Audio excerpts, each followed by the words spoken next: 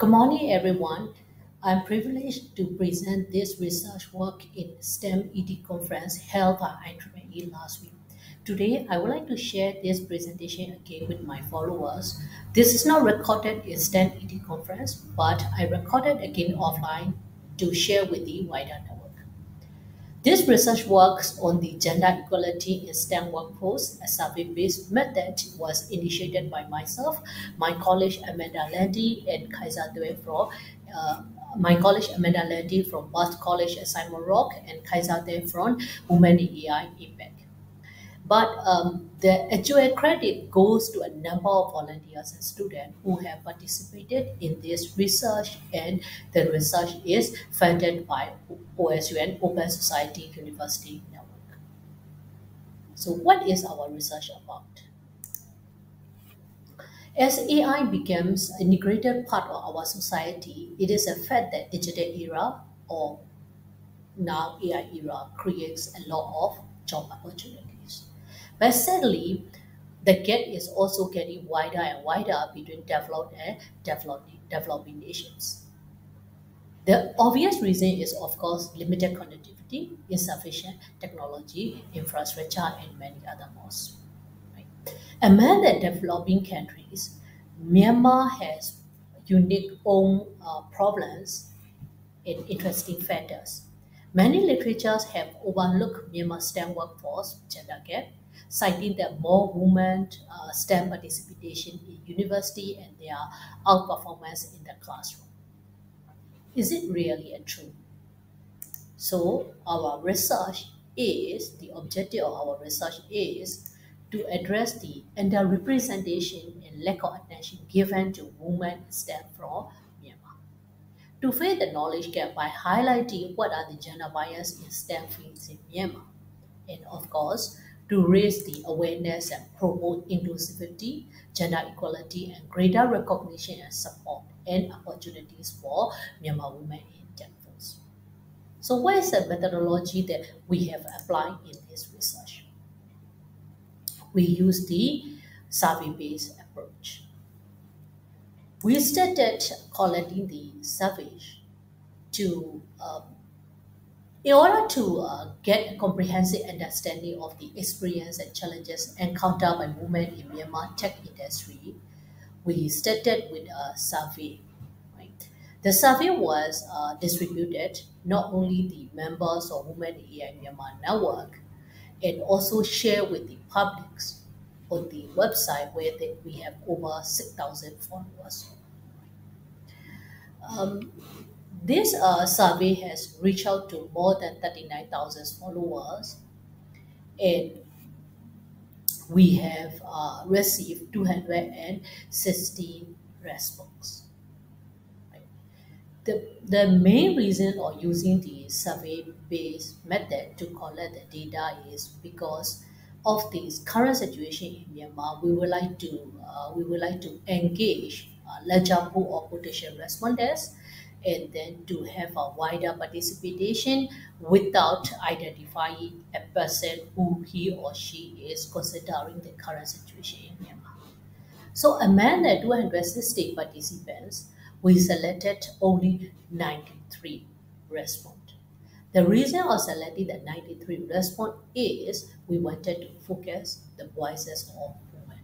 So we selected 93 respondents who are women either working in the technology field or who are trying to get back to the technical fields, or who has recently taken the career break from the technology sectors.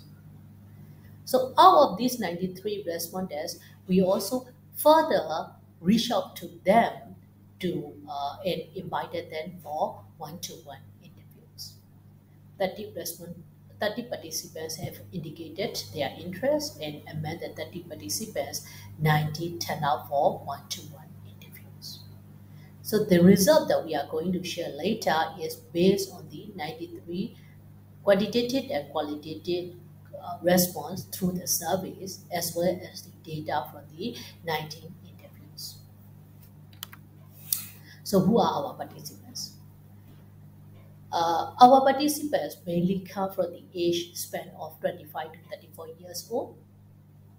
and 35 to 44 years old. Interestingly, we also have the participants coming from 45 to 54 years old and 18 to 24 years old.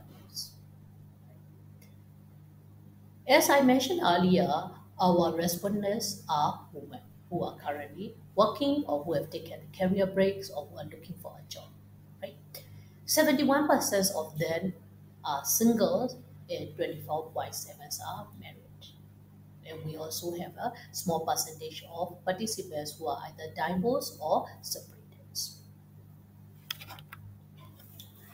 These women, 35% are working in the industry, 40% in telecommunication sector, and 40% in education related to the STEM workforce, especially from the industry. So among them, 37% are currently working and 46% are trying to look for a new job, where 60% have recently taken the career break for many reasons. So what does our analysis reveal? Right? We use both qualitative and quantitative questionnaires to ask the feedback, to ask the data from the participants. So let's see the result. What are the major challenges faced by Myanmar women workforce? One of the challenges that many participants has cited is limited opportunities and lack of career progress. Based on the World Bank report published in 2023, the employment rate in Myanmar has experienced a decline of 4.8 percentage point between 2020 and 2022. And many researchers believe that this number or the situation can get worse in 2023 and 2024. So our research also reflect the report cited by the World Bank, because 72% of our participants are currently looking for the overseas jobs for a number of reasons. The major reasons are, of course, a better life, more employment opportunity, higher pay, and safety due to the local stability. Second challenges that many women have cited is lack of mental support. From the interview, we found out that many of the experienced seniors have left the industry and the country, and this has worsened the situation for the junior staff in terms of getting the support from the seniors or mentors. 31% of employed women cited that they do not have the senior support in the industry. And another reason is work-life balance. While the workload has been increasing, that it is harder for the women to have the work-life balance, considering that we have the cultural norm that most of the women have to take care of the family houseworks. Right? And another reason is raised to our awareness is safety concern. Safety concern has led many women to exit the jobs and stay at home. So if we look at the data, this is the data that we can find out. So this is a research from the currently the challenges cited by the currently employed workers. Right? So 49% mentioned that they do not feel that they have the career growth. They have their career pathway. All right. And 43% cited that the salary is pretty low. Okay. And we will find it later that we will show it later that even in the same industry with the same quality, women face the salary gap compared to their colleagues who are male. All right. And 31% cited that they do not have the senior support in the industry. And from the interview, we find out that many of the seniors have left the industry and the country, and most junior staff do not have the support from their existing seniors or the mentor. Right? The situation is worse for the female because most of the seniors are men and they do not have the support. Okay, so when we ask the participant whether do they feel if they feel the gender limitation in terms of the career group because they are women. All right. Sorry. When we ask them, like, if they feel their lack of career grew because of the gender limitation, so 51% say that yes, they feel that because of the gender they are being discriminated in terms of the career group, and 25% mentioned that they face the salary gap compared to their male counterparts. And many women have left their job because they wanted to change the career or the company has laid off. We have to understand that many industries have left the Myanmar due to the instability in the country, and 27% of our participants are being laid off by the company who have left the country or who have stopped the operation. These are a few voices we heard from the interview. So, like I mentioned earlier, our cultural norms still encourage women to take care of the family and the baby. Right? So, getting married, or having a child, let the woman leave the job. And once the kids have grown up to a certain age, the mother is trying to get back to the industry, but it has made them harder because of their career gap. Right? They do not have a proper network. They don't have the confidence in um, advanced technology, which are moving very fast. So it's harder for them to get into the industry. And many married women prefer to work remote because they need to take care of the families. So when we ask the participant regarding about the academic performance and the industry workforce, so many indicated that women usually perform better in the classroom, but when they are forced to work in the industry, they do not have the enough practical experience. And also, the in the university, some of the women have voiced out that they needed to have the higher entrance score compared to their males. But usually, women do not work in the tech sector after graduation. So many women seek the overseas employment. 72% of job seekers indicated a preference for the finding employment opportunity overseas. One of the reasons is, of course, the industry opportunity. Some of the participants also points out that because many friends, many colleagues have left the industry and leave the country, it also created emotional stress for them, pressure for them to leave the country. The situation in the country is rather complex, dynamic, and many challenges that they are facing. So they want to leave out of the country. So these are the few reasons that they have cited for leaving for wanting to, for the reason for seeking the overseas jobs. Right? Quality of life is the most cited reason for them to leave the job. Nonetheless, there are 30.23% of both that they want to leave the country because of their safety reasons. But when they look for the job overseas or even in the local, they face a lot of challenges. Many women feel that they do not have the connection or network that they need to secure a jobs because many industries recruited the workers based on the connection, especially in Myanmar.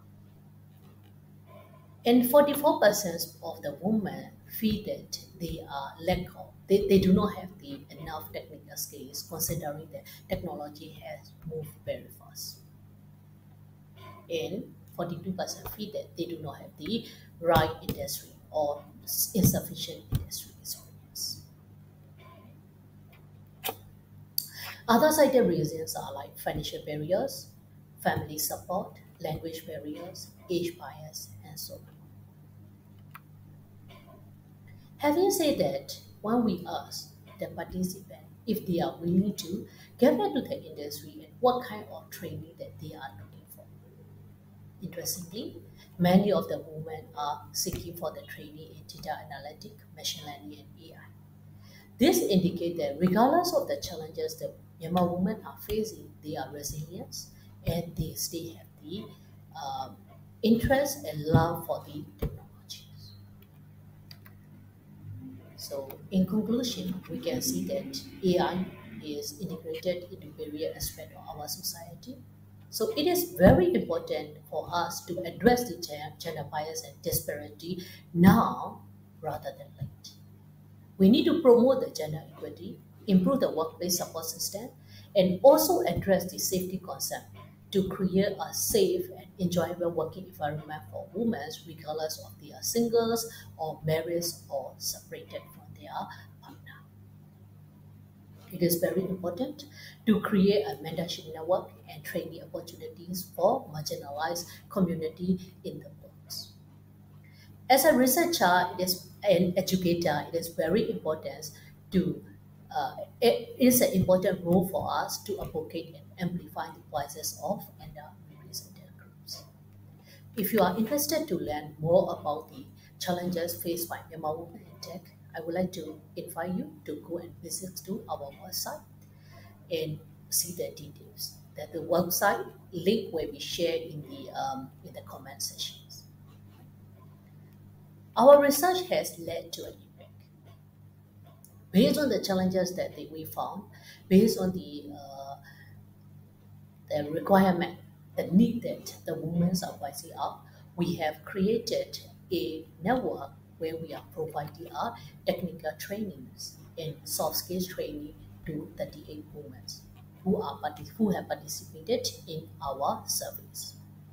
We have provided them with two career training. One is on the data engineering, data analytic career path, and another one is on the software engineering and application engineer career path. And they have also trained for the project-based learning, project-based training in our phase 3. The project that our women have developed, the projects that our women have worked on, will be shared on 30th of September, coming Saturday, with the public. And I would like to invite those who are interested to hear about what the Myanmar women have faced the challenges and how they have transformed these challenges to opportunity and what they have done in terms of the real life example, in terms of data analytics, in terms of the software developments. I would like to invite you all to come and join us for 30th September webinars. I will share the registration link in the comment section as well. Thank you very much, and I hope to see you all in the webinars. Thank you.